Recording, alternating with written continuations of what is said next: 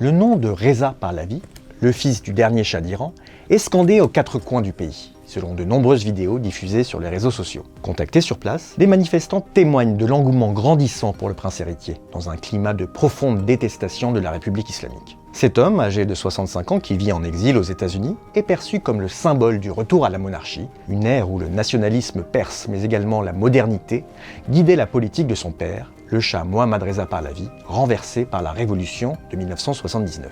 Mais d'autres protestataires soulignent au contraire le caractère dictatorial du régime du Shah et de sa police politique, la redoutable SAVAK, dont ne s'est jamais départi son fils Reza Pahlavi, et rejette aussi bien le pouvoir des ayatollahs que celui des nostalgiques du Shah. Souvent décrié à l'étranger pour son manque de représentativité en Iran, parfois moqué pour ne jamais avoir occupé de vrai emploi, le prince héritier tient là sa revanche. Pour la première fois en 47 ans de République islamique, il paraît influer directement sur les événements en cours en Iran. Le 7 janvier, sur son compte X, Reza Pahlavi a ainsi exhorté la population iranienne à protester à 20 h précises le lendemain, un appel qui a fait mouche. Des dizaines de milliers d'Iraniens descendent le 8 janvier dans la rue, les mots « longue vie au Shah » résonnant dans 46 villes à travers 21 provinces. Or, depuis cette journée de mobilisation sans précédent, le régime a coupé Internet dans tout le pays et les forces de sécurité ont tiré à balles réelles dans la foule, faisant des centaines de victimes, les cadavres s'entassant dans les morgues des hôpitaux. Pour mettre fin au bain de sang, le fils du Shah en appelle à une intervention de Donald Trump. Si le président américain refuse de rencontrer le prince héritier,